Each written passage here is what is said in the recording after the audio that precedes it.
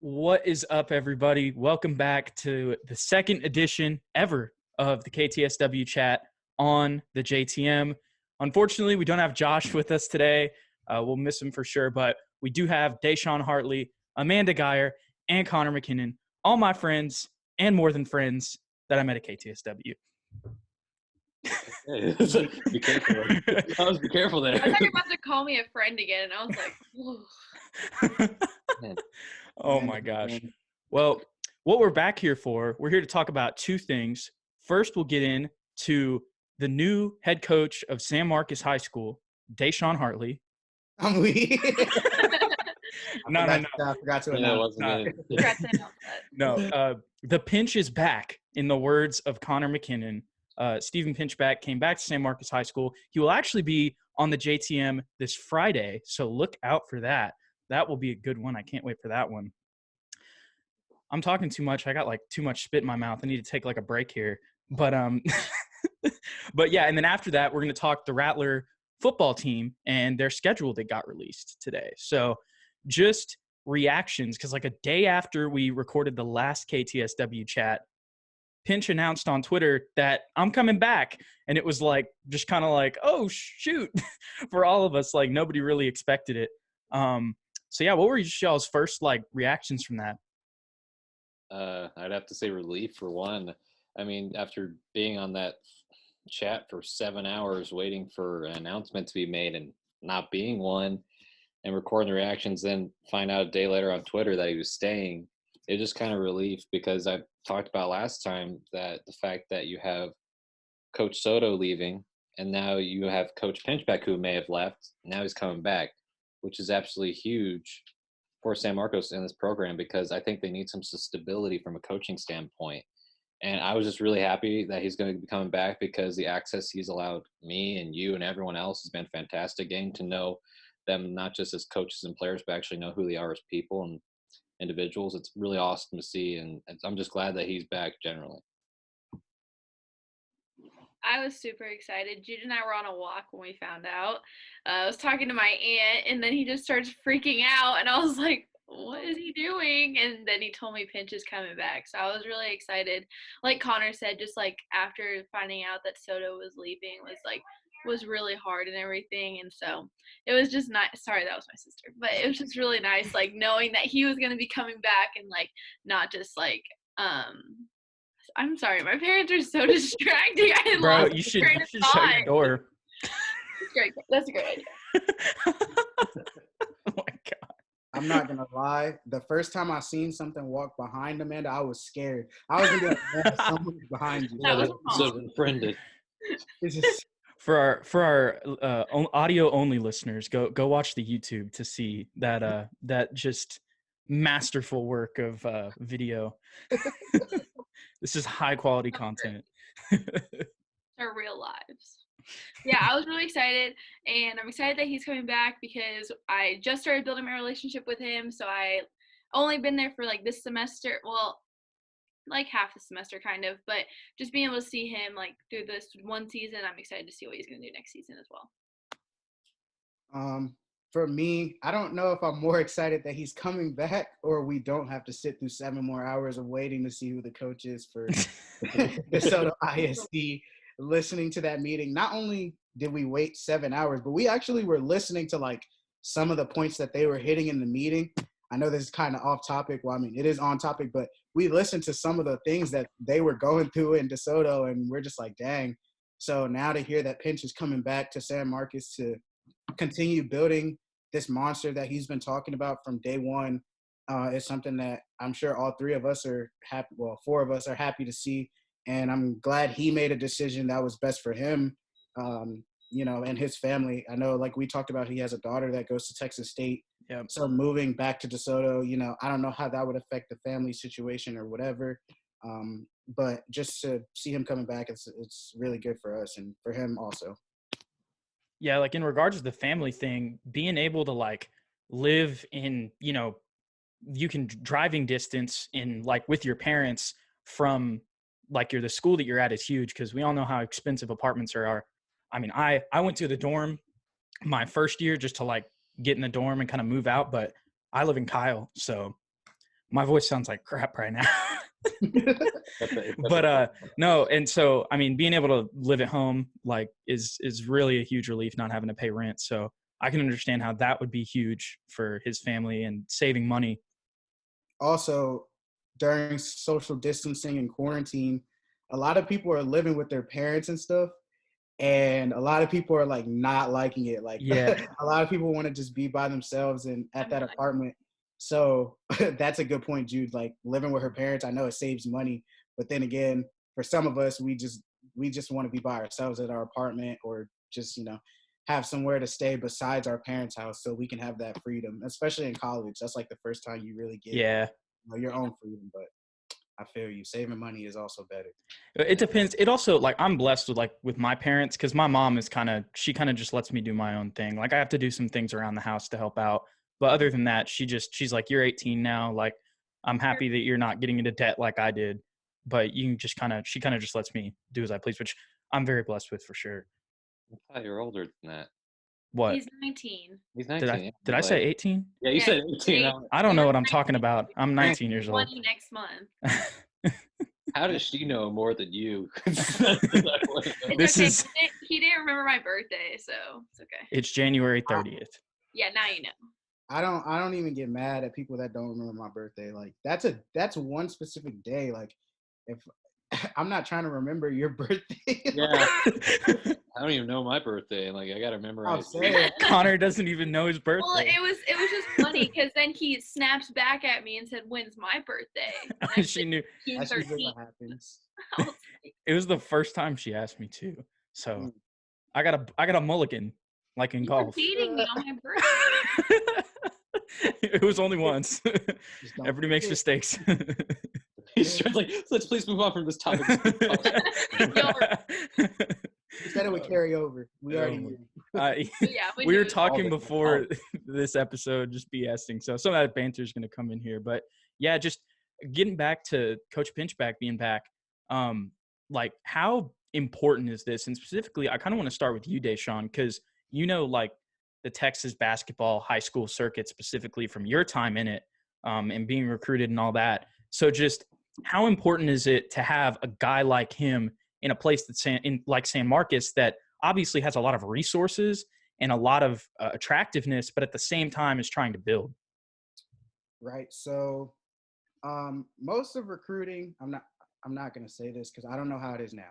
Yeah. Most of recruiting comes from AAU, which is why we talked about the other coach, how important on his resume it said he knows a lot of the AAU kids. For that to even be a point in getting a job at a school is very, very important. So for Caden and Malik and Isaiah and them coming back, or the rest of the kids that play AAU, having a coach like Pinchback who knows what it's like coaching AAU kids, seeing the competition. The difference between AAU and school ball is AAU, you'll have 5 solid kids that you have to play against every single night. High schools usually have 1 or 2 dominant kids who you have to play through every single night. So there's a big difference. And so when you have a coach like Pinchback who knows how to put his players in the best position to win, who gives his players the confidence to go one-on-one or to beat a man off the dribble, I don't know if a lot of coaches do that. A lot of coaches try to run their set offenses. They have the set things that they want to do, instead of letting their players play to their strengths. Caden Gums is one of the best one-on-one freshmen that I've seen in the area, like in San Antonio, Austin, all that. He's one of the best one-on-one players that I've seen, beating his man off the dribble. And for him to do that, he has to have a coach who allows him to do it. So that's what Pinchback does. He brings that confidence in his players that he has in them, and he lets them just play freely, which gives you the ability as a player. You couldn't ask for anything more. You just want to play. And so for Pinchback to come back and be one of those coaches, that's how important it is, because just allowing them to play freely, play without having to play, I wouldn't say necessarily in a system, but to just play freely. Having a coach like Pinchback, that just helps by 1,000%. Yeah, and I think another point too is the fact that these are young high school kids, 14 through 17, sometimes 18 years old, and they're learning about life. And from Coach Pinchback, he's always talked about, yes, basketball is hugely important to this program, but I think developing young men is even more important because they're going to be able to learn things at a high school level that will translate over to college, because there's a lot of things when you're 14 or 17 that you don't know. And when you have a coach like Pinchback who wants to be able to take these kids under his wing and be able to kind of teach them, show them steps the way to play basketball, but also kind of figure out what life is like, that's ultimately you want. There's more to this than just basketball. It's about teaching people how to become men. And that's a difficult job to do. Of course, they have their parents who are going to help out with that, of course, but having another person like Coach Pinchback to talk to and have that in your corner, that's just valuable, and you can't put a price tag on that. I agree with Connor on that. Whenever I interviewed one of the players during the season, CJ, it was the last game of the season, actually. He was a senior, yeah. And I interviewed him, and he was saying that about, like, how Coach Pinchback's not only teaching them basketball, he's also teaching them life skills, like how to be a good man and how to, just, like, be respectful to other people and everything, and really showing them those life lessons, so. I still remember one time I was at practice, and we were walking out to go to the weight room, and I forget what, like, I was just holding the door open for them. And he was like, "Hey guys, say thank you," cause they were putting up the basketballs, and he looks at me and he goes, "See, we still got to teach these guys. Like, I'm teaching them everything, like just teaching them how to say thank you." And people open the door for them. Like, so that's one of the examples from that I've seen that firsthand. And I think that's a great point. And I think that makes him even more valuable with Coach Soto leaving, cause that was a big part of his program too. Like we've mentioned before, when you go in the big indoor practice facility, there's a big sign under the San Marcos logo that says "Build Character First."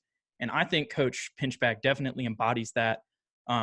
We still haven't got word on the new football coach, but I think he'd be a great addition to potentially be the athletic director. I know that's not really like tradition in Texas for football. It's usually the football coach who's the AD, but I think Pinchback would be a great AD. I think he would too. And like Connor and Amanda said, the character thing is very, very important. LeBron James, if he was a bad person off the floor and nobody liked him off the floor, he just didn't do anything to help the community. I know this is a stretch comparing. I'm not comparing. I'm saying the things that you do outside of the basketball game or outside of whatever sport you do can come back to affect how it is on the court. Because if you're a bad person off the floor, then coaches aren't going to want to recruit you. Coaches aren't going to want to talk to you if they know, oh, he has bad grades, bad work ethic, bad attitude, and things of that sort off the floor. And your teachers and things like that, if you're not respectful to them, then how are you going to be respectful when you get into the work world where you have to work with people that you may not like or anything? You should always treat people with respect. And I feel like Pinchback does a great job of hitting that on the head, especially in the setting that he's in, coaching young kids. So. Yeah, it's just interesting because, I mean, whoever does become the new athletic director, I think Coach Pinchback could be a really great option. I know Jude said it's not usually the traditional way of doing things.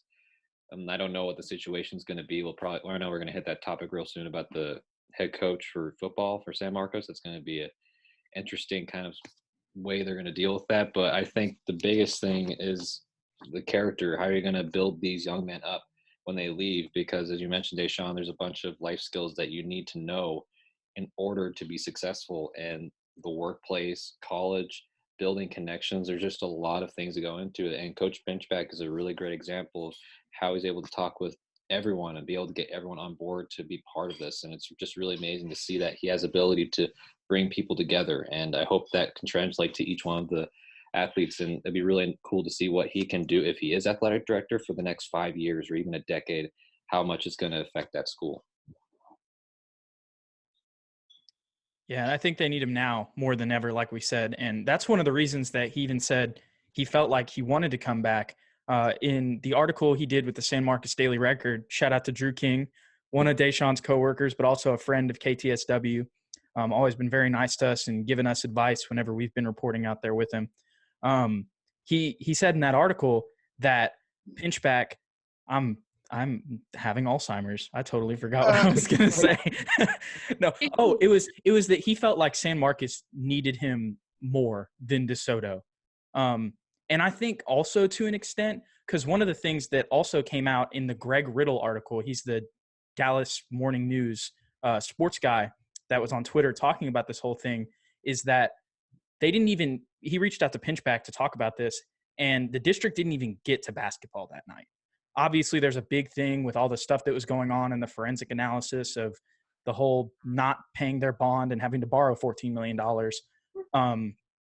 But I think also, and this is just speculation, but from my view, it seems like if I was in his shoes and I saw both of these things going on, obviously DeSoto's a powerhouse and you have a great chance to win there, but they're going to be good either way. And they can hire another coach and they're still going to be good. At San Marcos, you can build something, and all the people there, especially Miss Presley, I know that they have a great relationship, especially working together at Lehman before he came over to San Marcos. I feel like Coach Pinchback probably felt the love from San Marcos for sure and how much he was wanted here, as well as feeling, the fact that he felt like San Marcos needed him more as well. I mean, like if someone needs you, like that's a good feeling. I'm just saying, like if someone needs you, it's like, hey, I need you. It's like, yeah, I want. Instead of being like, instead of being like, I feel like everyone like loved him just like after like the basketball game. Sorry, I can't talk. After the basketball games, like everyone would be like on the court like talking afterwards, and he would be like talking to everyone and like kind of like mingling with everyone. After he took his boys into the locker room, had a talk with them, they would all come out and everyone would just be talking. Like I remember one night we were in there for like at least an hour after the game, like just talking to people, and like eventually like Miss Presley had to like say, okay, everyone leave. Like I remember Coach Soto was having to round him up.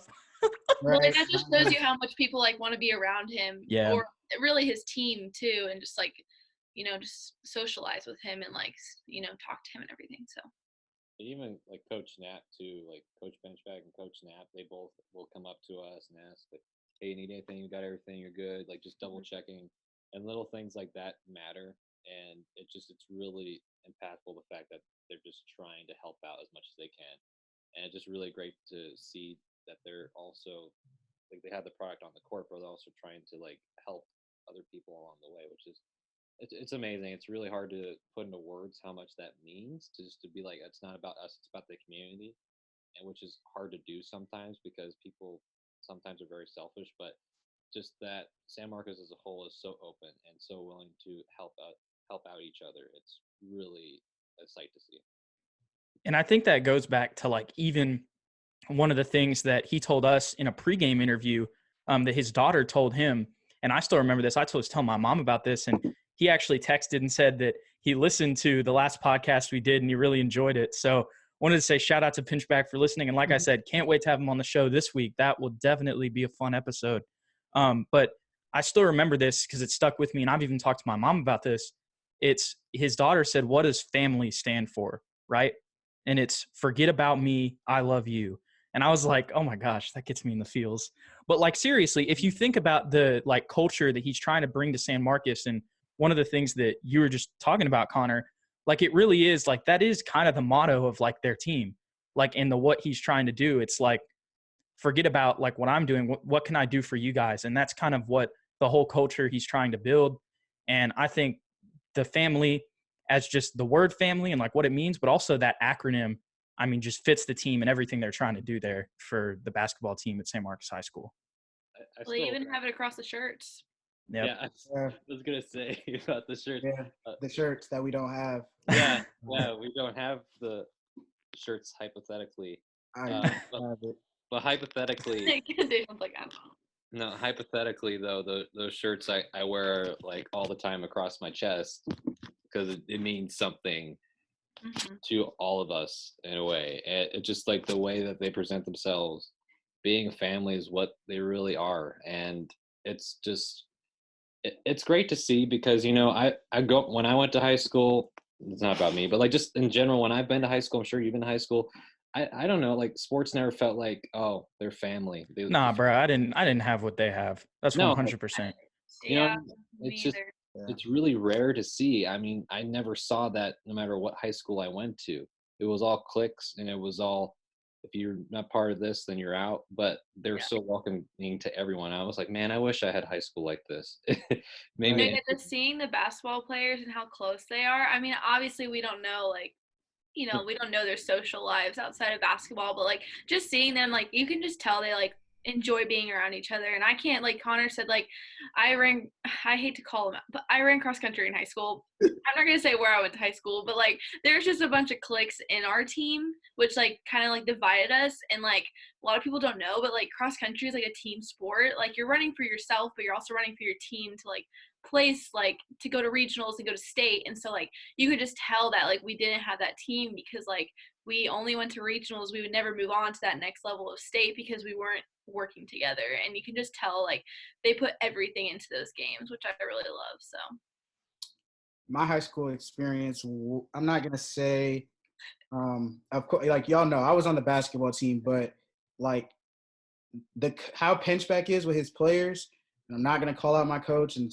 say he's a terrible guy because that's not me. I don't bash anybody, but he's not like Pinchback.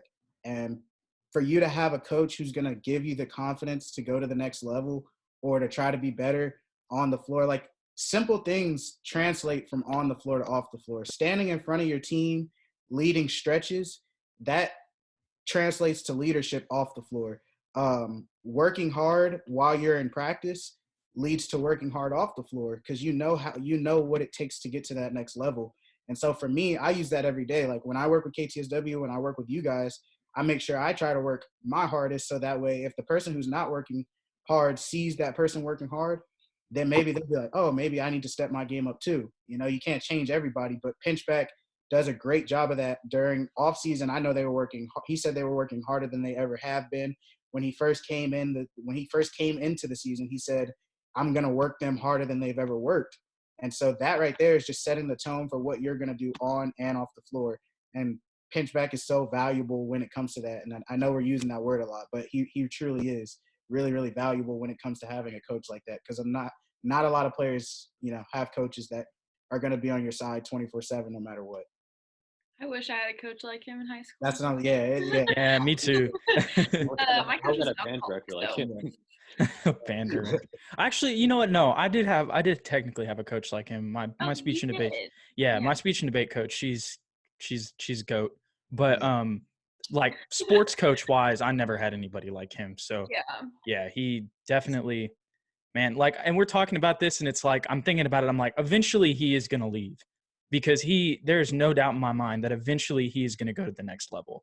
Like with what he does and like all of the positives that comes with him, once he builds up his resume, like there's no doubt in my mind that one day he could be a college coach, or even, to be honest, I could see him going all the way, and maybe even, I mean, this may be a stretch, but seriously, with what he does, I could see him even making it to like being a pro coach.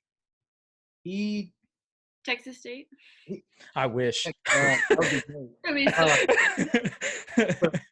College experience coaching, same way, like in high school. Like if I had Pinchback for my college coach, that would be even better. Like he's gonna push you to be the best version of yourself, which I feel like a lot of coaches already expect you to, come in ready, and in college, ready gameplay, be ready 24/7. But Pinchback, he's gonna get you ready. He's gonna put you in that position in practice, so that way in the game when you see it, you're not surprised by it. And I feel like a lot of coaches fail at doing that. And I'm not calling out my college coach either, but a lot of coaches do fail at doing that. So Pinchback is very, very needed in San Marcos. And also, if they happen to come in second or third in the district that they're in, or even win it, that's a huge resume builder, because San Marcos basketball hasn't been, at the top notch level. And I know that's part of the district they were in. But now that they're in a new district, he has a chance to really, really build his resume, even though he already has state titles. So I love the fact that DeShaun is acting like a politician. He's just like, I'm not saying that I said this. I don't, just in case somebody listens, I'm not trying to hear. Yeah. I don't think my old coach would listen to this. I don't even know. Yeah, I don't think so. But, unless they know, unless they follow at Jude McLaren. Hey, follow at Jude McLaren. Or any of us. Yeah. Nah. But I guess I'm trying to think of like anything else that we could cover on this before we move on to our next topic. I don't know. We did all this without a big man. That's another thing. Yeah. They didn't have a big man last year, which is tough in itself to get rebounds, and teams are getting second and third chance shots. Malik was basically playing the 5. Right. And in college, he's not. Yeah. He's like a 2 or a 3, maybe. If he's, I don't know how tall he's building muscle. I think he's like 6'4". I think that's what they Yeah, have him at. yeah, he might. If he goes D3, he might actually have to play like a 4. But I think he has D1 talent. So Yeah. D1 6'4" is a shooting guard or a small forward. But and he's only going to improve. Right. Yeah. This is definitely going to be something to watch. Like, I know we're going to be graduated by the time they're seniors, but we're going to have to get together. If everybody's still there, like when they're seniors, we're going to have to come back and watch that because they're going to be legit. Oh, this is what it was. The one last thing I wanted to say was that district that they're moving to, that was the same district that obviously San Marcos is technically in the same district, but they got they're the only person that stayed in District 26. So that district that's coming over and joining San Marcos is the exact same district Coach Pinchback had at Lehman. So he knows a lot of these coaches in a way that a lot of these teams play. And it'll also be interesting because now the game against Hayes, which is usually a rivalry game anyway that they play, it's going to be a district game now, which will be even more important. So that'll definitely be a really fun game to watch too. As Jude and DeShaun would say, there are levels to this. Oh my God. There are levels to this. They're always hard. There's levels to this. God. Yeah. But anyways, it's good looking out. The future is bright for San Marcos basketball, and everything is looking great in that regard. And I know we can't wait to cover them next season. We'll actually get to cover them the whole season this year when they start in the fall because we only really started covering them for KTSW at least. I know DeShaun was on them before we were. But we'll actually get to cover the full season, and that'll be fun starting in the fall instead of just district. Obviously, district's important, but I'd love to see some of those early season games that they play too because that'll be fun as well. But I guess with that being said, do y'all have any final thoughts on this before we move on to football? I'm excited. Yeah, I've seen Pinchback take San Marcos from not even one of the worst teams, but even though their record didn't show it, they were still, a competitive team. And the first game I actually got to watch Pinchback coach, they played against Greg Brown. I don't know if y'all know who that is. He's ranked I think he's 8th in the country. Wait. Is that the guy from is he at Vandergrift?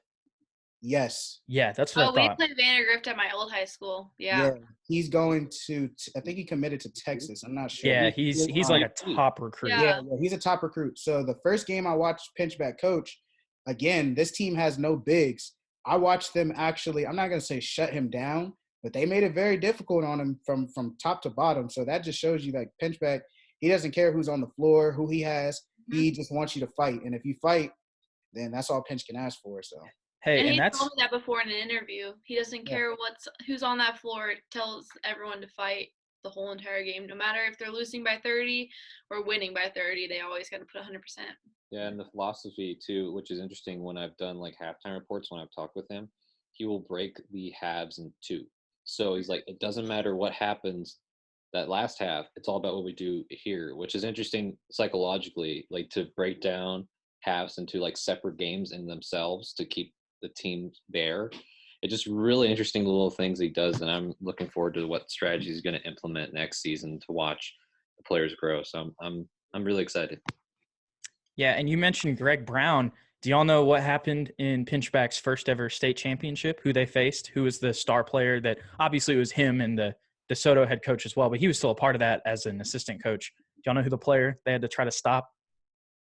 Who did they play? They played humble Atascocita, which is actually where my cousins go to school. And they were 37-0, on the season going into that game. And their starting point guard was Carson Edwards, guy who plays for the Boston Celtics now. Oh, dang. So, who's Carson Edwards? You did? He's not someone you want to guard. No. Yeah. Not someone you want to guard. Yeah. So, he's getting buckets in the NBA now. Right. So, but he had to see how would they shut down this undefeated team with, this 4-star prospect who is now, a guy who's scoring in bunches in the NBA. I'm sure that experience helped him when he's having to guard and defend Greg Brown when you're a little undersized. But anyways, I think this is we could harp on him all day, but you'll hear more from Coach Pinchback this Friday when we do the episode with him. That'll just be me and him, but I can't wait, man. That's gonna be a fun episode for sure. But sorry, did I? Hello, is this a podcast? I just I want didn't mean to interrupt y'all. No, I just want to say that because I was trying to remember Carson Edwards because I know he was playing for Purdue. I was trying to remember the game where he dropped over 40 points. And that was in the tournament. Yeah, it was in the tournament in the Elite Eight. And I remember watching going, yeah, he's a bucket. He's a bucket. And that's hard to do in college. Like, that's hard to do. Drop 40 in college. Like, it's not as easy. I mean, well, it's still hard in the NBA, but, like, the speed is a lot slower in college. And he's not a big guy either. He's not, like, no, I think he's, like, 5'10". I'm trying to look it up. I'm actually something about that. Yeah, he's around that height. But, yeah. Well, we'll switch over to another San Marcos sport. We're going to football now. There's more sports? Basketball? Basketball. Well, but before we get into their schedule that got released today, want to give a shout out to Cannon Webb, who's been listening to the show, but he also got his first offer today. So for college football. And I'm not sure what division William and Penn is, but I think we saw this year with the Patriots' first round pick being a Division II player that it doesn't matter where you go to school, you can still be picked as high as the top 10 of the second round. So just the fact that he's getting offers for college, I mean, that is huge for his football career. So I just wanted to give a shout out to him. Definitely. One offer is better than zero. That's the way I looked at it. I only had 3. So if you get one, you're lucky, you're blessed because only I think it's like 3.7% of people make it to play in college. So to even get one offer, and that kid is special. I'm not like saying I'm not a football scout. I can't tell you like who has D1, D2 talent, whatever. But that kid, the way he is off the court, I'm still thinking basketball, off the field.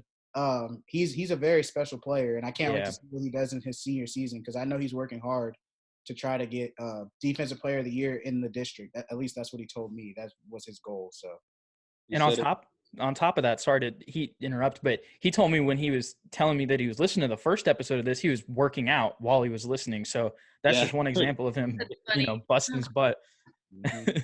You said William Penn University, right, Jude? Yeah, it's in Iowa. Yeah, I was looking it up because I wanted to see it's a Division III school, but still, I mean, and with his talent, I think that's the first of many.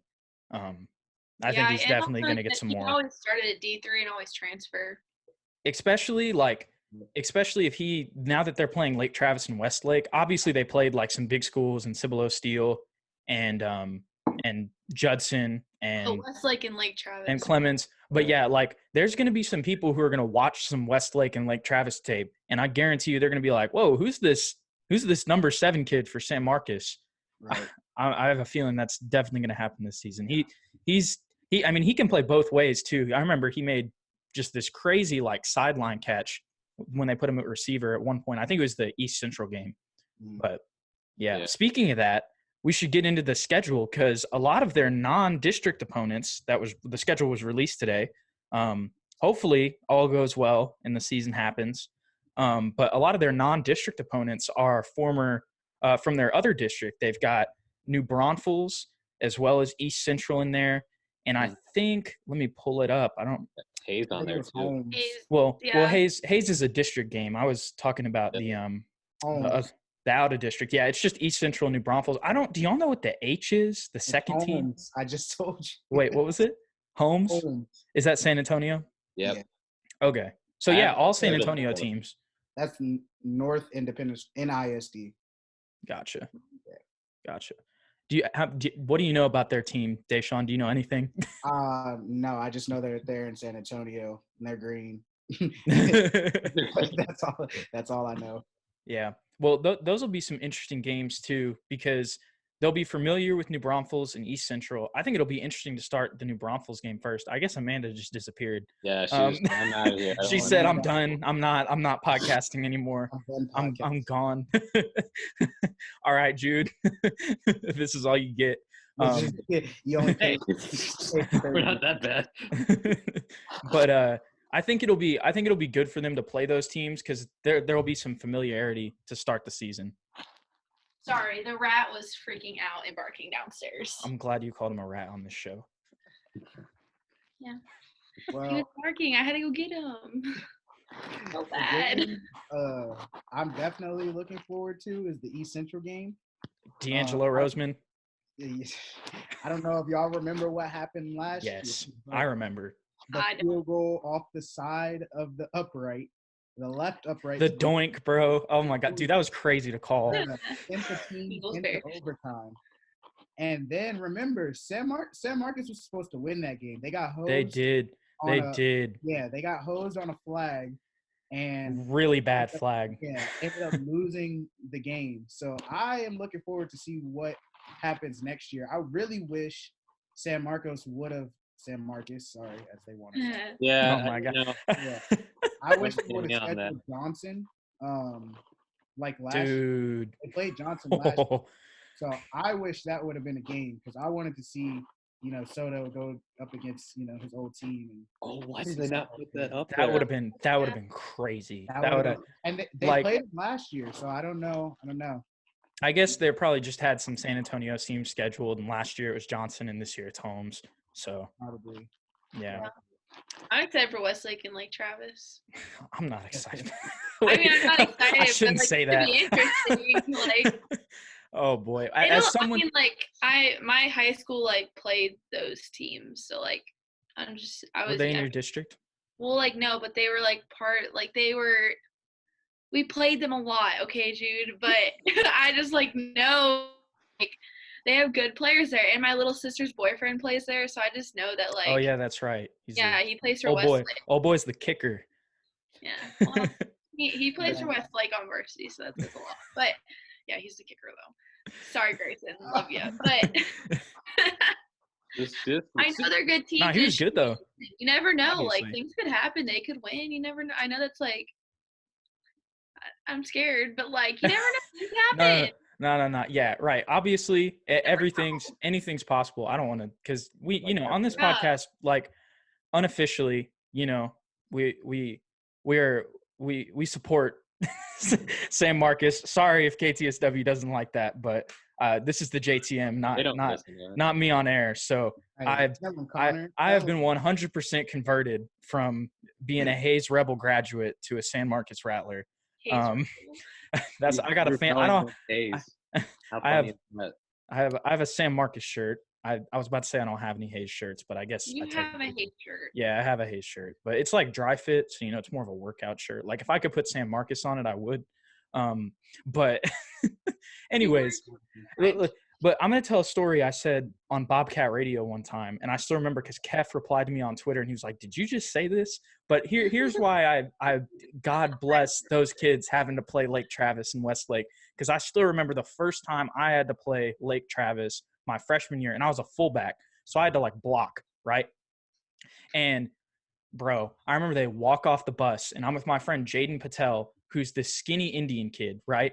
And they walk off the bus, bro, and I just remember I'm like, dude, their biceps are bigger than my thigh. And I'm like, dude, these are freshmen, and they walk off. They had their helmets on. They had these running backs. He had his helmet on, and he just he had the smoke visor, that you couldn't see through. And I was just and he never took his helmet off through warm-ups. I was like, geez. Dude, I got my I got my lights knocked out in that game.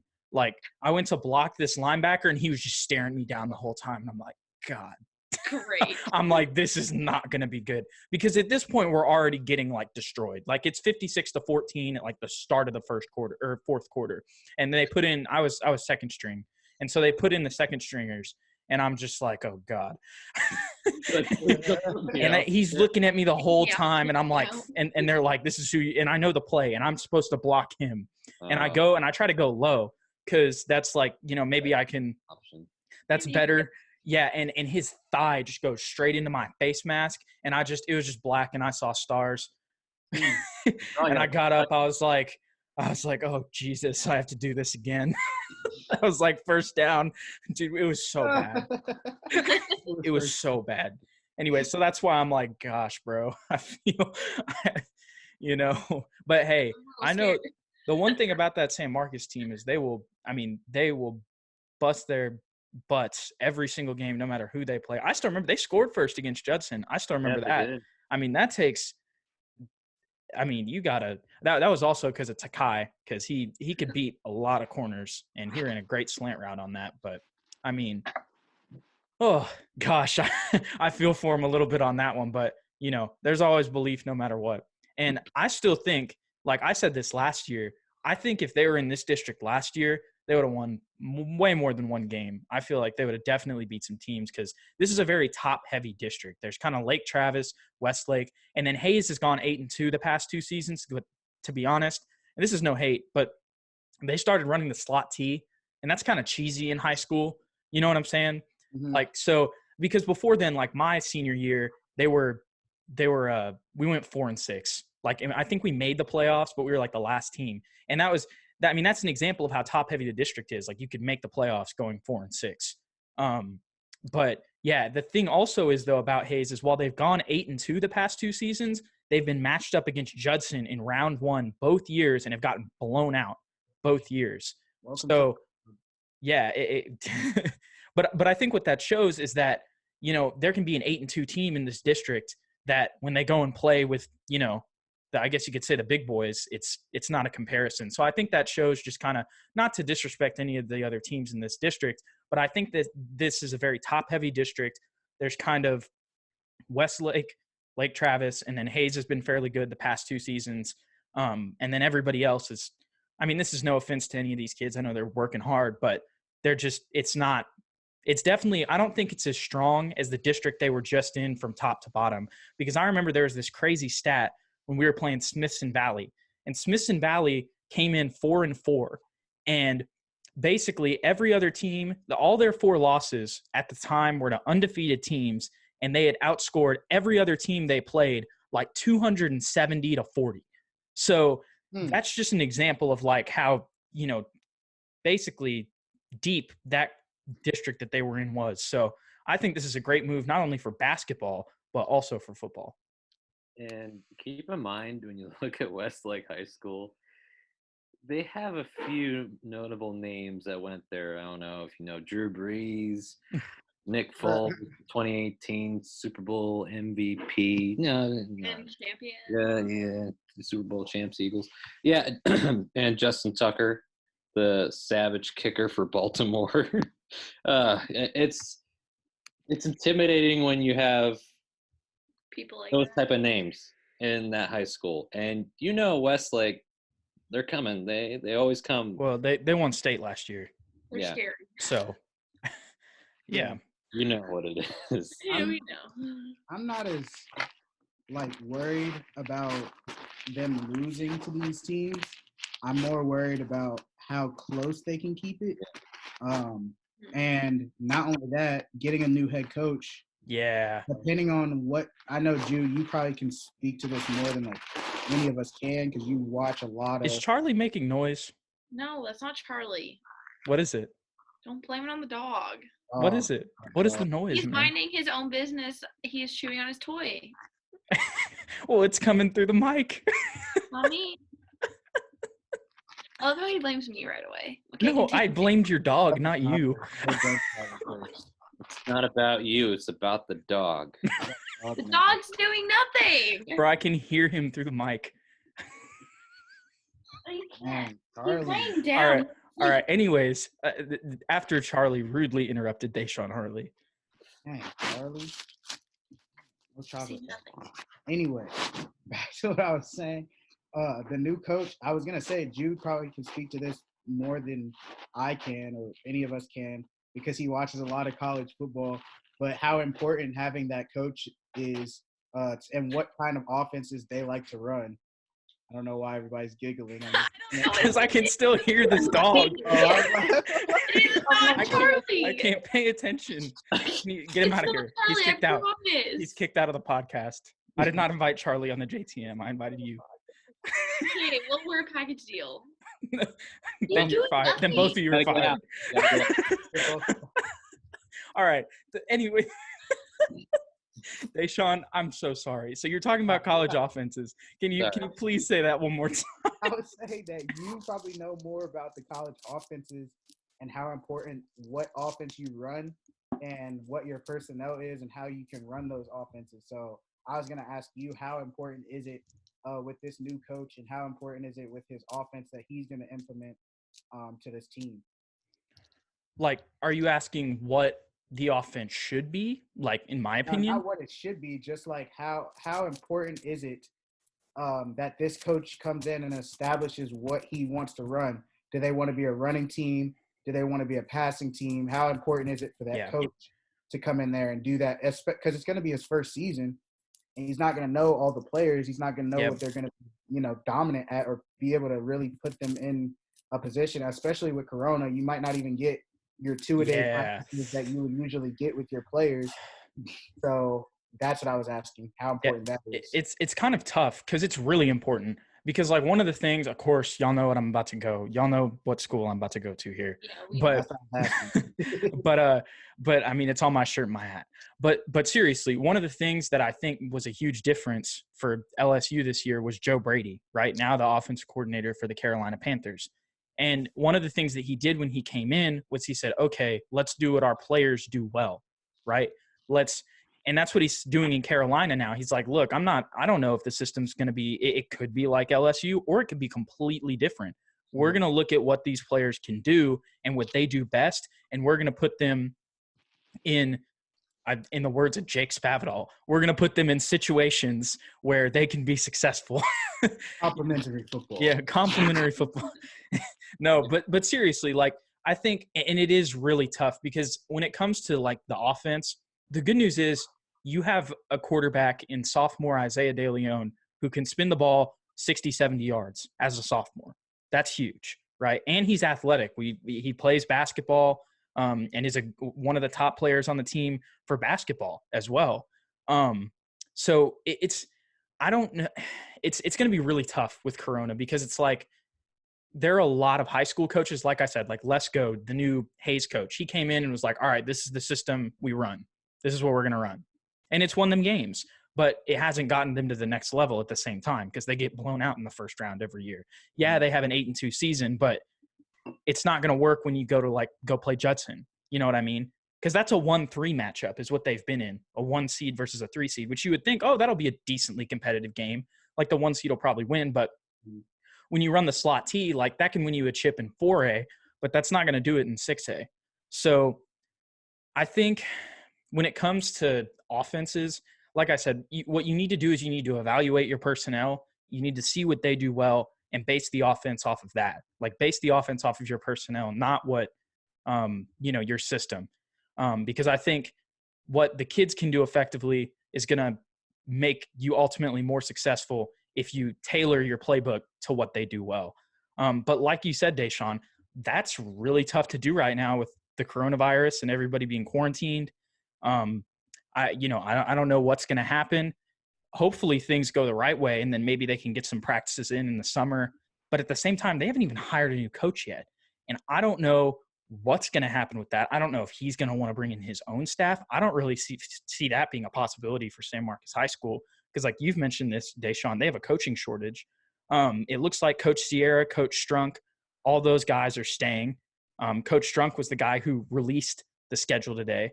So I think really, and when you think about Coach Webb, who's the defense coordinator, also Cannon Webb's dad, he's the head baseball coach. So I don't think he's going anywhere. So it's going to be really interesting to see what happens. I don't know. And I feel like, okay, they could hire in-house, but then at the same time, they're still missing a coach. You know what I'm saying? Like they're still down a coach. So yeah. I don't know. It's really interesting. If I was San Marcos High School, I know this sounds ridiculous, right? But you know what I would do?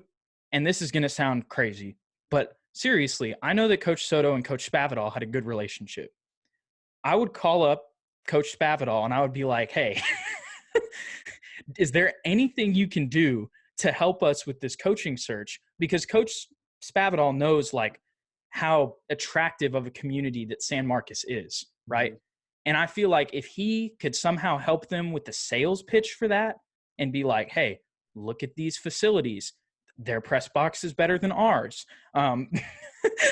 I don't think he would say that, but I just no, that's just my personal opinion. But like, if he could come in and help him out, that would be great. Obviously, I don't know if that's feasible, but I mean, San Marcos is a really attractive area. And if you look at those facilities, like, I feel like that's a gold mine for a high school football coach.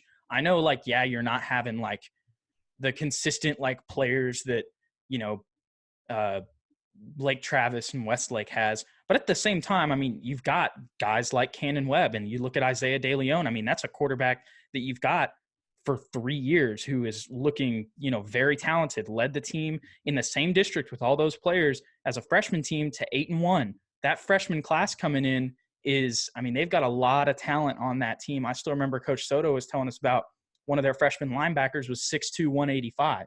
I mean, and they've got some other talented guys in Nathan Henry, as well as, I'm forgetting his name, but the running back, he wore number 9 this year. I can't believe I'm forgetting his name. If it was football season, I'd know the name.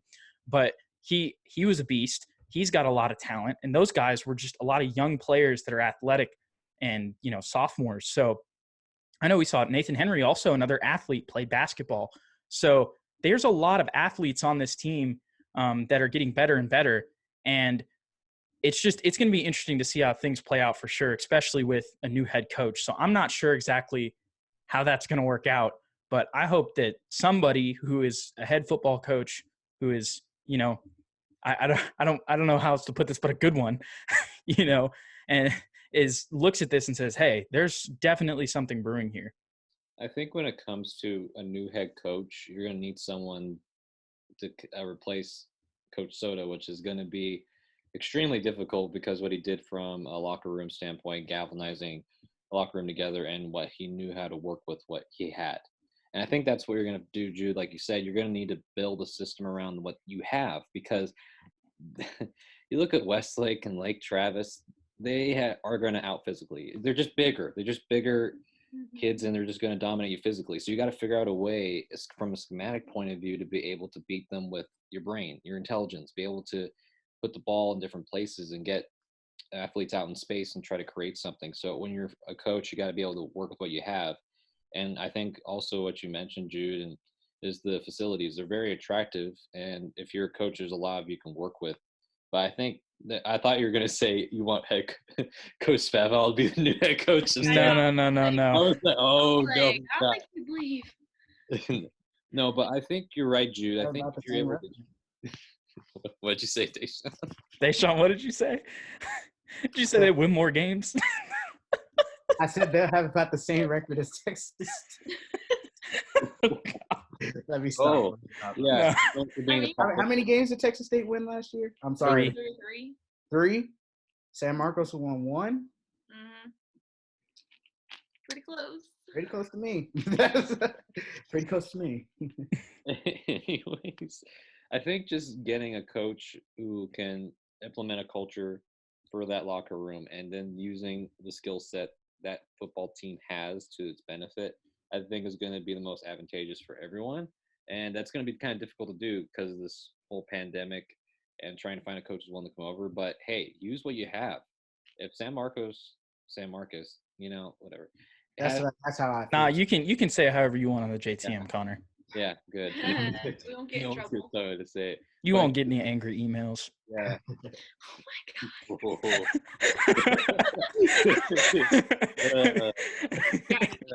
That's a good one. That's a good one. But anyways, Oh, there goes Connor. Oh, there goes Connor. He got an email. And He got cut off. He said it wrong. he got an angry email. They hacked him. They kicked him off. For our audio listeners, it would go on YouTube and watch it because he just disappeared. He just disappeared. He paused and then he's gone. But now he's entered the waiting room, and we're about to get him right back. technical difficulties. Technical difficulties on the JTM. No, it literally looks bad because right after you said that, I was trying to say something. The computer goes, nope, no more. No, but as I was saying, I think if you use your resources to your benefit, you can get a coach in there. Why would you not use a resource like head coach Jake Spavital? That's a huge opportunity for you to use. And if you use that correctly, you might be able to get a coach to come in here. So use what you have. Take advantage. That's what I would give advice to San Marcos. Take advantage of what you got. And speaking on using what you have, I mean, I don't know if he'd be open to this, but Coach Napoli, the assistant coach, was an assistant coach at Allen with Kyler Murray and won a couple state titles there. So maybe you could bring in him as an assistant coach and then maybe promote somebody in-house to the head coaching position. I'm not sure exactly what's going to happen. I'm sure this is something that Miss Presley is working on, and this is something that they probably, are definitely a priority that they've got to work with, especially for all these kids. But I think the good thing, Connor, when you talked about schematics and using your brain, one of the things when we mentioned Cannon earlier, I remember Coach Soto would tell me he's like the defensive coordinator on the field. And Coach Soto, his main thing whenever I'd go out to practice, although Coach Webb was the defensive coordinator, Coach Soto was always working with the defense. So I think Coach Webb obviously was helpful on the defense, but I feel like just from what I saw at practice, Coach Soto was kind of the real defensive coordinator, if you will. So, and obviously I'm not trying to have any disrespect when I say that. That's just what it looks like when I saw. So to have Cannon Webb still there to be that vocal communicator and to be like a defense coordinator on the field, I think that's going to be huge for them when losing Soto, because they're still going to have a guy who knows the defense, can communicate it well, and continue to help them just, be kind of like help with the schematics and knowing where to be and where everybody needs to be whenever an offense is lined up in a certain formation. Yeah, I think their biggest struggle is going to be on the offensive side of the ball, being able to generate points, especially with Takai being gone, Alex being gone. You're going to have to fill in a new quarterback, and I know you're saying Isaiah DeLeon's the quarterback, but he's still going to have to come in and start to play at that level, at exactly the level, against these teams who aren't slouches. Like they're not. They have college players on them, like Division I set, ready to go to college players on them. Same thing with Steele, same thing with Judson. And I think that's kind of going to help them when they play in this in this district. Sorry. When they play Judson and Steele, they've already seen some of the top teams in the area. So once you see them in a different district, you're kind of like, okay, well, we've seen this already. And like you said, we scored first on Judson. I'm not going to say they could have beat Hayes, but I'm saying the score, it was 41-13, if I remember correctly. Connor and I called that game. Yeah, me and Nick Castillo, who's also at the record, was at that game. And it was 13-0, and then it was 20-13 at halftime. It wasn't like they were getting blown out the whole game. So they were just struggling with generating points in the second half, and I feel like that's going to be the main focus. And that was a story. Sorry to interrupt you, but you mentioned that was a story that, like, now that you mentioned that, I'm getting like all these flashbacks from the season. It's popping up in my memory. That was the story a lot of times at halftime. Right. It was a close game. I mean, that, like we said, that record does not show, the talent of that team. And that's why I said I felt like if they were in this district last year, they would have won 4 or 5 games. And I'm not trying to like be exaggerating either, like, because other than Westlake and Lake Travis, like, I think every other game that they play on their schedule is a winnable game. New Braunfels, I know they had a tough game last year, but I want to see if they're playing at home in that game. I think that they are. Yeah. And they play. Yeah, they are playing at home against against New Braunfels, and that was a homecoming game. It was senior night, so I think, and a lot of their good players graduated as well. So I think that's a rivalry game. I think that's a winnable game. I think basically every other game on their schedule, when I look at this, is a winnable game for San Marcos, other than, I mean, every game's winnable, but those Lake Travis and Westlake games are definitely going to be tough. That's tough for any team to beat them.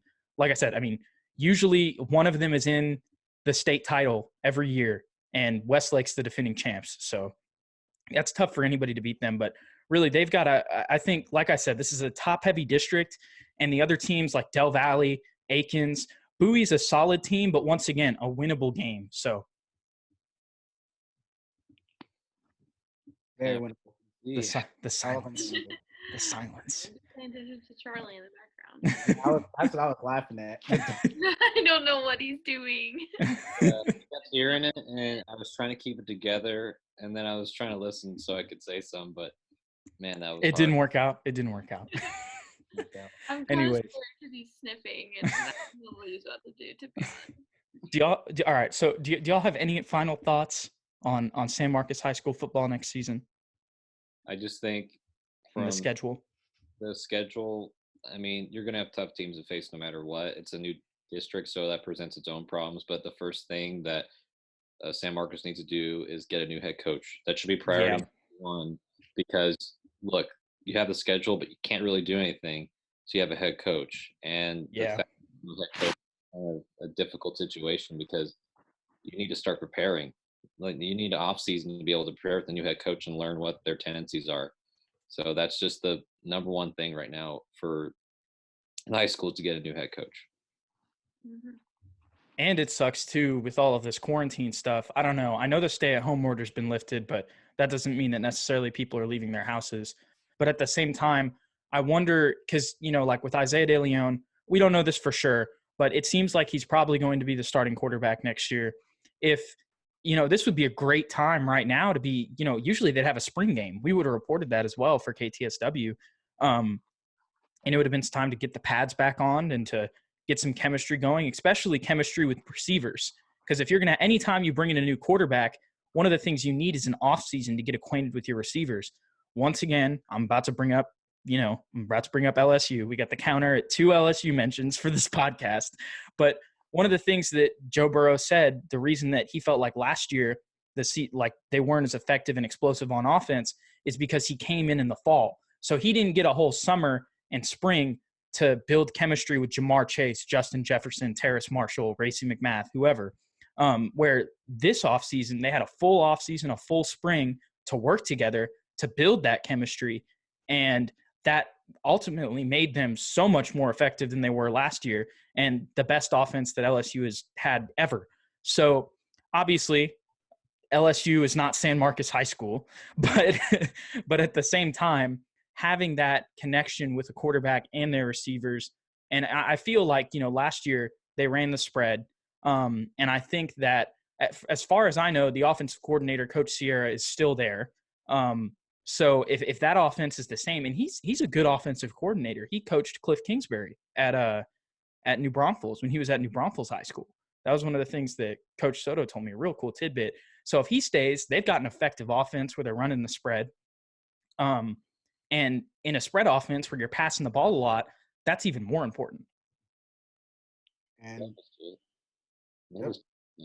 Isaiah De Leon can throw 60, 70 yards, like you said. So if he can let it fly and you can get one of your star receivers to build that connection with him. I don't know. I know they still have Malik Gordon coming back.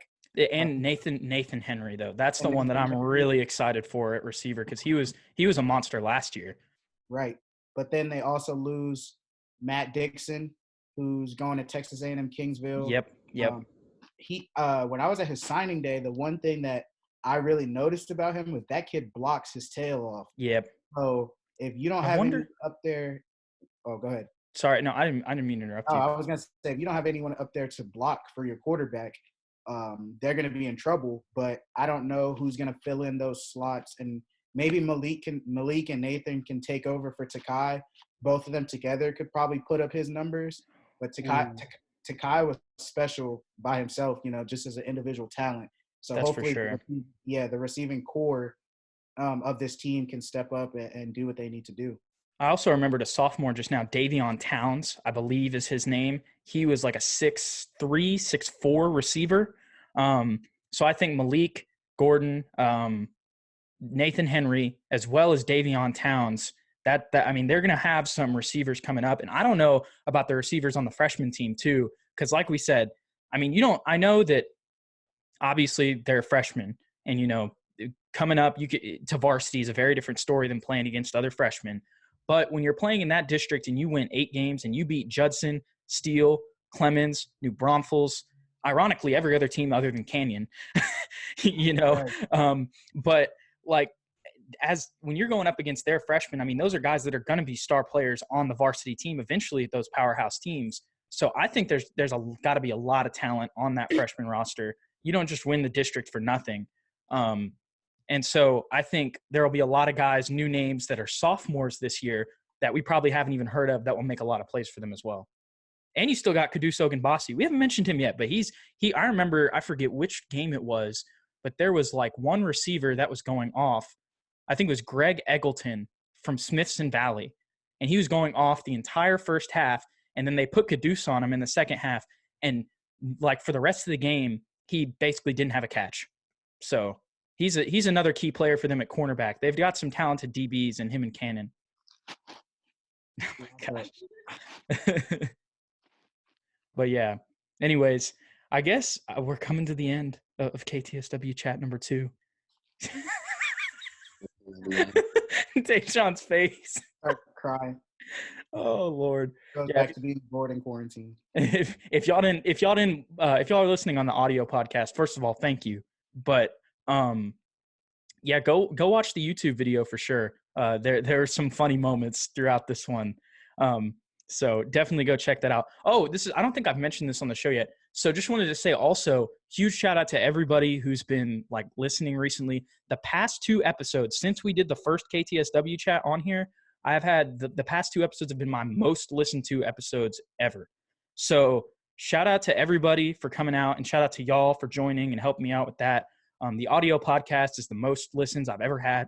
On the last episode I did where I talked about Jordan Love and a little bit of San Marcos High School by myself, I mentioned that I wasn't sure if it was the most listened to episode. It is. And that one was my second most listened to episode. So this has really been awesome for everybody who's been tuning in and listening. And also, another thing, the video that we put out last time was the most watched video on the entire Strive Network YouTube page. So once again, shout out to you guys. This is all because of you for listening, because it wasn't happening before. Me and myself, we just weren't getting those listens. The JTM by itself wasn't doing it for the people. They needed something else. They needed the JTMADC. Doesn't work. I don't know. I tried it. The JTM featuring. The JTM. They needed the KTSW chats. That's what they needed. Yeah. Here's when y'all talk, I know this is off topic, but do y'all look at the camera or are you looking at the screen? I'm trying to figure out which one to look at. Nah. Honestly, this is gonna sound so self-centered, but I just look at myself and I'm like, okay, I don't look. Yeah. I don't look that weird. Like, because if I'm looking at another way, it doesn't. I don't know. It doesn't seem normal. Yeah, when you look at yourself, it looks like you're looking into the camera. So that's not. I feel like I'm looking into the camera now. But then when I look at the screen, I look like I'm looking. Yeah, but it looks like when you're looking at yourself, it looks like you're talking to someone. Yeah, I never felt it looks better because if you're looking at the screen, you're looking up, and it looks dumb. Sometimes I look at like whoever's talking to. You know, I don't want to look at myself the whole time. No, he's always looking at me. All right, well, I love you guys. Bye-bye. That might be true.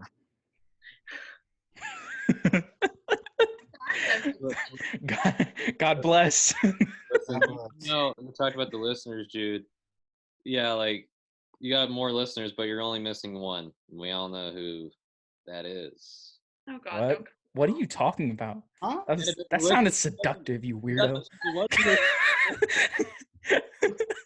Who's supposed to be listening? Yeah, Amanda. She's supposed to press play on the thing. She doesn't. Oh, that's right. Yeah, Amanda will get on the podcast, but doesn't listen.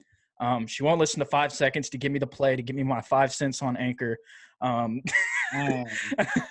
It's disrespectful. It's disappointing. And honestly, every time I hear that, I just want to get on top of my roof and just hope that there's an ocean off and just jump. She just doesn't get it.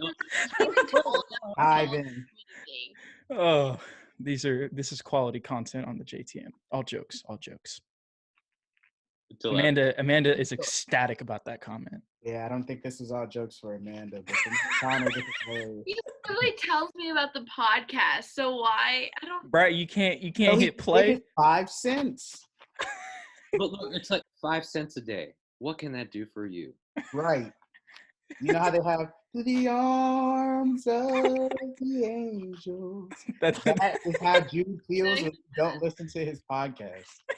Yeah, it's just dead dogs just all over the. Be careful. I'm not talking. Never mind. I was about to say something. I'm not going to. You're gonna say It something was- about Charlie. No, I wasn't going to say anything about Charlie. I was going to make a joke that should not be made on the record. On the record. On the record. Off the record will be made. Inside jokes that people are like, what are they talking about? Yeah, I know. Everybody, if you're still listening at this point, I'm sorry. But thank you. I actually don't know where Charlie I feel like if anybody's listening, it's probably gonna be Pinchback, and he's just gonna be like, "What?" What are they talking about? No, he told me in the text that he sent, he was like, "Y'all have me rolling." So hopefully he's rolling right now. And he said I was smart. Yeah. So. Wow. Okay. Makes it about you all of a sudden. All right. Good Connor. So Connor and Amanda, actually, I have one more thought. Thoughts on the Philadelphia Eagles now, a couple days removed from their different draft. So the difference that we feel after the draft compared Yeah, like a couple days have gone by. Well, I saw that Carson Wentz said that he's not intimidated by Jalen Hurts coming in. I almost said Kyler. I don't know why I said that, but They both went to Oklahoma, so yeah, that's understandable. I don't know why I said that. But he was like, I'm not intimidated by Jalen Hurts. I was like, well, you should be. I wouldn't be. I mean, but like, if he gets hurt, yes, and then they play Jalen Hurts, and Jalen Hurts does like what Nick Foles does, who knows? Yeah, because he's younger. His job is gonna be. Yeah, it'll be interesting. We could have a Colin Kaepernick situation on our hands. That's what I told my dad. I said, look, if Carson Wentz gets injured and Jalen Hurts has a really couple good games, they may not play him. And that's going to cause a huge, huge issue in Philadelphia. And I don't want that to happen. And I think from a drafting standpoint, I see why we drafted Jalen Reagor. I think he fits the offense better from a speed standpoint. I mean, initially I was mad because the Cowboys got CeeDee Lamb because that would have been the perfect weapon for the Philadelphia Eagles. And now the Cowboys have a weapon.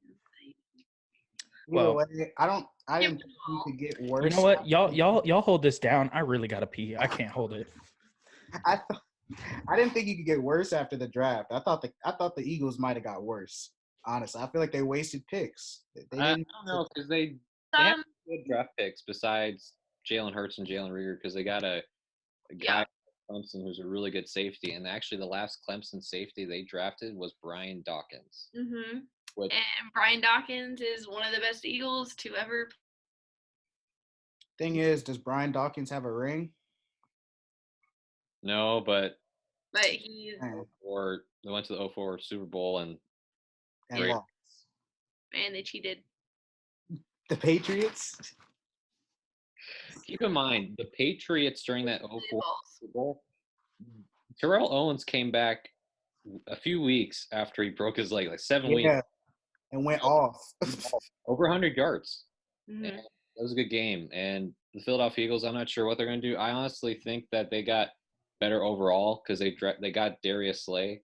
And yeah, they got Darius Slay. Listen, Ronald Darby made me so mad on his coverage because he played off a lot of the receivers. And even when he played off, they kept running deep routes, and Amari Cooper kept getting open and getting touchdowns. And I said, you know what? Cut Ronald Darby, for goodness sakes. We're paying him all this draft capital on him. What's the point? I honestly could go on and on about Ronald Darby screwing up. But the Philadelphia Eagles, they have a good shot. I think it's going to be a lot more competitive than last year, which is hard to believe. But it's going to be really close to see who wins the NFC East. It's going to be really I'm kind of scared. But the good thing Redskins got some. No, the Redskins are out of there. Darius Geis will win that division on his own. Hey, if the Redskins get Cam Newton, then Ooh. I don't know. Then, bro, that defensive line for the Redskins, I'm not saying it's going to win them a chip, but it's looking good. And if they get Cam, they at least have a they should get Cam. No offense to Dwayne Haskins, because you can just have Dwayne Haskins develop. Cam played with Ron Rivera. Yeah. Ooh, that's true. But do they like each other? Because that relationship did kind of go down south in Carolina. The Cowboys signed Andy Dalton. Yeah, I was about to say, I Yeah. wanted to bring that up. Yo, so is Andy Dalton the starting quarterback of the Dallas Cowboys next year? Poll. No. No. But what if Dak holds out? I think he will. I think. Yeah. Probably will. But do you think he'll play? You think he'll play? Yeah, I think he will Yeah, play. he'll play. Not Yeah. like Melvin Gordon. No, I just think No. the issue for the Cowboys. Broncos Nation. I know that most of my knowledge from Undisputed when they were talking about this, but they basically Andy Dalton was signed for leverage against Dak Prescott. Yeah. Because Andy Dalton's a very capable starting quarterback. He No, won. and he has a good line now. That was the other thing. Like, he took the Bengals his first 5 years of his career to the playoffs. And now, like, and they didn't have a good O-line. Like, if he has an O-line, like, he can be decent. And he went to TCU.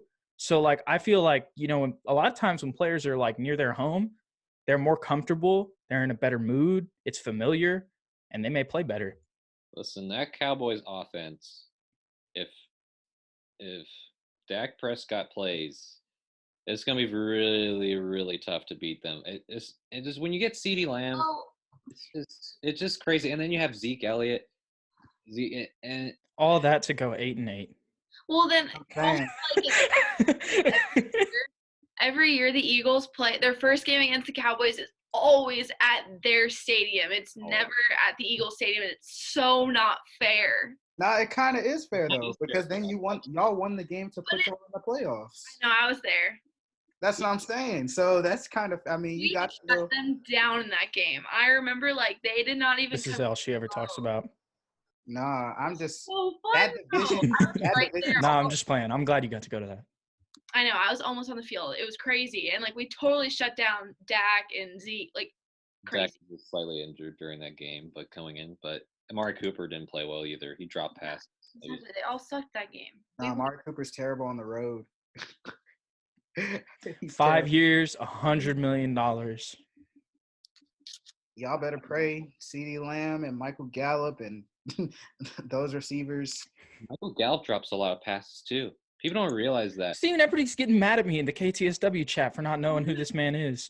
Yeah, for good reason. He Apparently, actually all he does is drop passes. Nah, he does drop passes. How would you know? I said apparently. he dropped more passes. He dropped more passes than Nelson Aguilar. I almost forgot his name. God, That's bad. I don't remember Nelson him. Aguilar. He dropped so many touchdown passes. The difference between Gallup and Nelson Aguilar is Nelson Aguilar dropped passes during critical times, like to put the touchdown to win the game or tie the game. But Gallup, he kind of just dropped passes when it was like, it didn't really Yeah, matter. it wasn't really like anything. Yeah. My favorite video of all time is that guy when there's a house on fire and he's like, "We're catching babies, He's we're catching just a baby. catching them." Unlike Aguilar. Unlike You gotta They admit, posted it on ESPN the other day, and it made me laugh so hard. don't Best sleep part- on the Giants too. The Giants weren't healthy last year. I feel like that they're like a receiver away and a little bit help on defense. They're right up there. But Yeah, if they because play, Saquon Barkley got hurt last year. yeah, Saquon was hurt and Daniel Jones. I'm not gonna say he played well, but he did enough. Yeah, he did enough. And he also like had. I mean, you got to think of the situation he was in. Theoretically, he's going to play better this year. Probably, yeah. Well, I mean, I remember the Giants-Eagles game. It was the game after we played the Cowboys. I was so nervous, and I was like, "Oh my gosh, we're not going to win this." But we pulled away eventually. But they were like in the game for a pretty long time. So Didn't the running. I think it was Daniel Jones turned the ball over, and then it was returned. yeah, Touchdown. But that game, there was something crazy that happened. is Jason Garrett? Who is he with again? I think he's the offensive coordinator for the Giants now. For the Giants, I right? totally forgot about that. I forgot Actually, never mind. I might have to take my Giants take back. Never mind. Take the Giants. Yeah, you're gonna they'll go 8-8 at best. That's it. That whole Saquon Barkley division. from the Eagles. Oh, Everybody go 8-8. Anywhere Jason Garrett is, it's just 8-8. 8-8. Just claps. they just suck. Yo, 8-8. one little more NFL thing. What do y'all think about old famous Jameis backing up Drew Brees? Oh, I think it's a good idea because what I think Jameis Winston Because he has talent. does. That's the thing. I'm like, if he's put in a good system like New Orleans, he could shine. But the issue is, if you can't shine with Bruce Arians, who That's true. And you had like two really good receivers. Yeah, I think I saw some on Instagram saying that he didn't really have a coach when he was at Tampa. And I think there was this meme going, "What are Yeah. you talking Thank about?" you, Tampa. I can't But wait. I think it will be good for That's- him though. that division. Bruh, the NFC South. Tampa is Dude. like will be insane. I hope the season happens because my dad was telling me, because I have one of my dad's really good friends from the military lives in Miami, and he was saying that we should get together and go to the Tampa Bay Buccaneers game whenever they play the Saints to see Bro. Brady versus Breeze. And you know how they have that like pirate ship at the Tampa Bay Stadium? Yeah. So that's general admission. So you can get like way cheaper tickets and just sit on the pirate ship, and like there's like a restaurant, and like so we could just sit there, eat food, and like they have TVs of the game, and then you can look to the left and like see it happening, because obviously it's not gonna be the greatest angle because it's behind an end zone. But Right. you can be there, For sure. watch it on TV, and then like even if say it's near that end zone, and you can like walk around during the game too at any point, so you could honestly just go like and walk, and like yeah, it's super awesome. I was like, bruh, if that happens, because he was basically saying like, hey, we'd want to do this because we haven't seen like I call him my Uncle Jeff because he's not like actually my uncle, but he basically is. And yeah, I mean that would be crazy because Brady versus Breeze is probably never going to happen again this year, but to get that twice a year, like in a division game, like I know, like obviously I'm going to be rooting for the Saints, but honestly, just as a football fan, like even if they lose, like if they were to lose both of those games, I wouldn't care as long as they're good, and just getting to see that, like, you know, one more time, like, because that, I mean, if he signed somewhere else, we weren't going to get that. I mean, that is going to be must see TV. I wanted a Yeah. Brady, Breeze Super Bowl, and the refs Might get an NFC championship. Who knows? That would be crazy. that for The Super Bowl would be even crazy. Yeah. Yeah. That would have been cool. But you can get a Patrick Mahomes versus Tom Brady. Oh, and that would be crazy because that would be like, it would be like, bruh, it would be like the new kid, like, bruh, if he won, he would literally like dethrone him. Oh That's yeah. insane. I feel like it's over now. Like I feel like Patrick Mahomes is already the best. Like he's the best quarterback. It's not even a debate. Yeah. Like, even though Well, Lamar he won the Jackson- Super Bowl. right? And he went 21-0, 20 on a 21-0 run. Obviously, he has Travis Kelce and Damian Williams went off, and you know, of course, Tyreek Hill. But like you said, I mean, he's the best quarterback as of right now. He's the defending Super Bowl champ. To do that against a defense like the Niners, which is probably the best defense in the league, arguably, it's up there. I don't know. I didn't watch as much as y'all did. Y'all could say Well, what we you watched think. the Super Bowl. That was crazy. I remember it wasn't us three. Well, Connor and Jude. Didn't we all watch Yeah. that? Oh yeah, we did watch it together. That's right. That was a cool game. That was a pretty good game. Yeah, it was really Patrick Mahomes. The theme of Patrick Mahomes coming back from behind and winning the game. He was so good that I remember when Houston was up. Was it 28-0? Oh, dude. Oh, Jude, That's- we watched that Yeah, together we too. watched that too, bruh. He That was he really does not care. Like, it doesn't matter. Like, they can score. Like, I forget. I was playing Madden the other day. I know this sounds crazy, but they named it. They were like basketball on grass. Like, that's literally what Patrick Mahomes does. And yo, all I'm saying, Clyde Edwards-Helaire, bro, just watch out. And their offense got better. I think That's what what I'm saying. I saw that when that draft, when the Kansas City picked him, that they said that was probably not the smartest move for Kansas City because they argued that there was better picks available. Yeah. But what they did is they went for the system. That's the thing, because they could have picked DeAndre Swift or, you know, whatever. I can't remember his name. There was Jonathan Taylor. And then there was one other run. Oh, J.K. Dobbins. They could have picked all those guys, but they wanted a back who it can run. You know what I'm saying? But it plays in a spread system, right? And is great at receiving the ball. And that's exactly what Clyde Edwards-Helaire does. I mean, I still remember Joe Burrow went on the Dan Patrick Show and the Rich Eisen Show, and they asked him, they're like, who's the best player on LSU's team or the most athletic player on the LSU team? And Joe Burrow, like, no hesitation, said Clyde. And he was like, he's like, he'll play for 20 years. Like, and the thing is, if you remember that Alabama game, he won that game. Like, no offense to everybody else on that team, but Clyde Edwards-Helaire won that game. Like, you don't just truck Trayvon Diggs, who's got 5 inches on you and a couple, and about 20 pounds, and to go into the end zone like in Tuscaloosa. Like, you got to have balls to do that. But he went to the same high school as Darius Geis, and they jogged together. This is a funny story, or not a funny story, but an inspiring story. They jogged from the east side of Baton Rouge, which has got a lot of gangs, drug violence, all that stuff, to the west side to go play football at Catholic high school. And they've been best friends their whole life. He's been through a lot. Like, and they have the both like similar running style where they don't quit. Like, you notice, like, in a lot of his runs, if you go watch his tape, he never stops moving his feet. And they got a lot of extra yards and first downs. I mean, if they didn't have Clyde, I don't think they win the championship. I'm dead serious on that. Like, yeah, I remember that game against Alabama with Thaddeus Moss, that incredible catch he made. Yeah, Thad was everybody was integral on that team. Yeah. The fact that he was an undrafted free agent, the Redskins picked him up too. That's another thing about the Redskins. You want to talk about them being good because he's a really good blocker, and you saw what he can do catching the ball. I mean, it's in his genes, but disrespectful. I thought he should have been drafted. Yeah. A lot of Bengals fans were mad they didn't pick him because they needed tight end too with Tyler Eifert gone. But anyways, we've been going for forever. So I don't know how long this went. I think this is longer than the last one though by a lot. I think we almost went like 2 hours. So anyways, any final thoughts? Anything that you guys want to say at all while you can? Amanda looks like she's ready to go.